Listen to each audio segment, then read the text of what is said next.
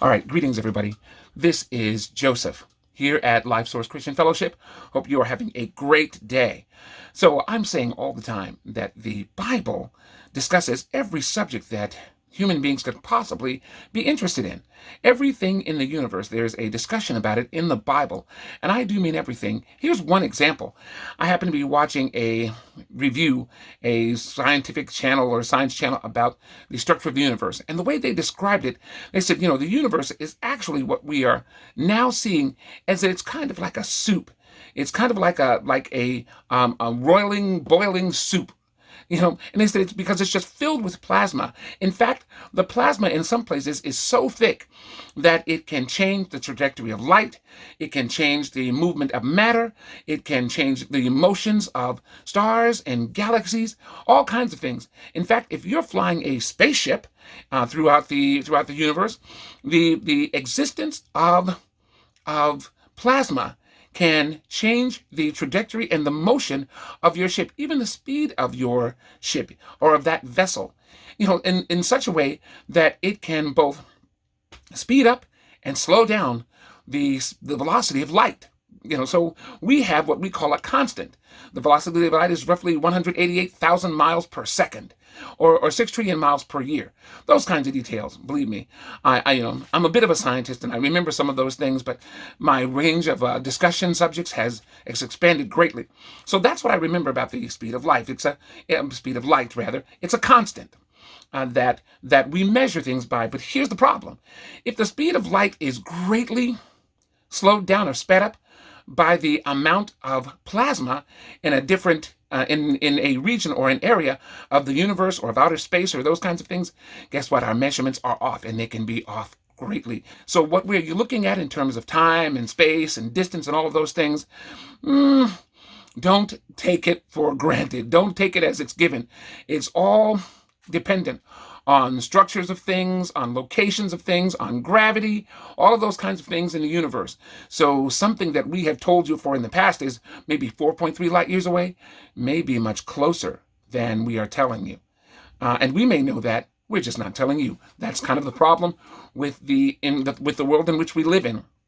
So much of what we're being told in science and technology, and especially relative to government and history, let's just say it's not exactly true.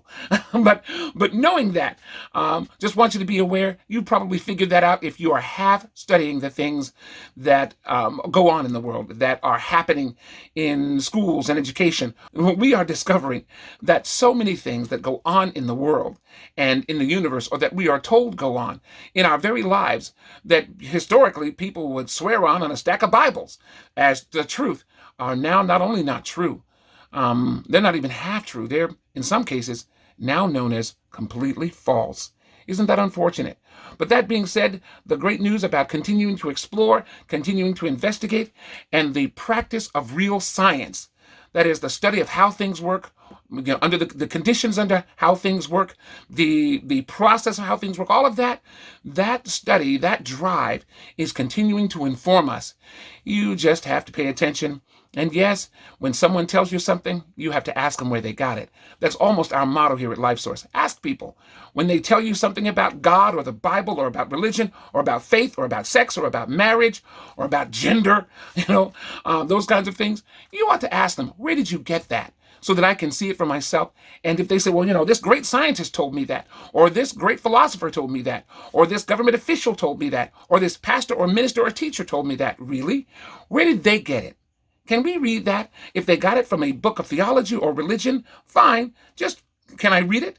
And I can see where they got it. If they got it from some book of history or some photo or picture or painting or sculpting, fine. Can I see it? Can I read it? Or is this another one of those special secrets that only you get to? We just have to believe you for it. The really good news there is that the Bible requires and directs us to do exactly that with getting at the truth. People are making announcements and pronouncements of things. Where did you get that? Who told you that? Where did they get it? Where did you read that? Where did you see that? We ought not to be afraid to get that information, to look it up, and no matter what the person's title is or their position is, ask them straight up, I'm sorry. Can you tell me where I can read that for myself? Can you tell me where I can examine that for myself? Or where I can at least understand how you came to that conclusion? Can you show me? No, something like that is kind of where we really are, and where we ought always to be in communicating and sharing ideas. Yes, God even himself says, test me, try me, give it a shot. I'm not afraid of you. So bring your questions, bring your concerns. Yes, ask me where I got it, or ask me why it is. I'm saying that we ought to be bold enough to say that in the world. But that's a bit of a distraction. My real point here is that in this video I was watching 2 or 3 days ago, the gentleman said something odd. He said the universe is really like a soup, just full of all kinds of objects and activities and things like that. It's just kind of a soupy mess in which we find these items that are structured and formulated inside this soup. Really? I said, that's interesting, because the Bible, when it talks about the universe as God saw it so long ago, we will say it was a formless and void sort of deep, ocean of the deep, in that sense. Probably the best way I want to describe that.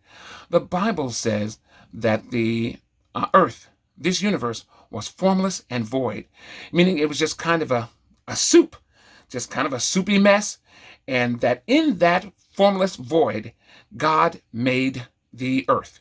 In fact, he began with the construct of let there be light, and boom, with the Big Bang, the universe came into existence. I'm always asking the question, which came first, light or sunlight? That's an important question. Which came first, light or sunlight? The Bible tells us which one. In fact, science now confirms that while it didn't make sense when we were first reading the Bible or translating the Bible, as much as 400 or 500 years ago into the King James and the Gutenberg and these others, the Newton Bible and all of that, now it makes complete sense. We understand that there are all kinds of forms of light that pre-existed sunlight, that pre-existed the sun itself. Imagine that. Anyway, like I said, the Bible contains all kinds of information on just about every subject you can imagine. You ought to check into one of our Bible breakdowns. You're certainly welcome to come in, join in on Zoom, and ask a question, raise a challenge. And where does the Bible say this? Exactly in that manner. You're free to do that, hopefully with a bit more respect and maybe some kindness and gentleness included. But yeah, that's what we want to do. The Bible answers every question of life and really just about every subject. You're welcome to jump in with us and enter the discussion, and maybe we'll all learn something together. This is Joseph. I'm out. Party on, dudes.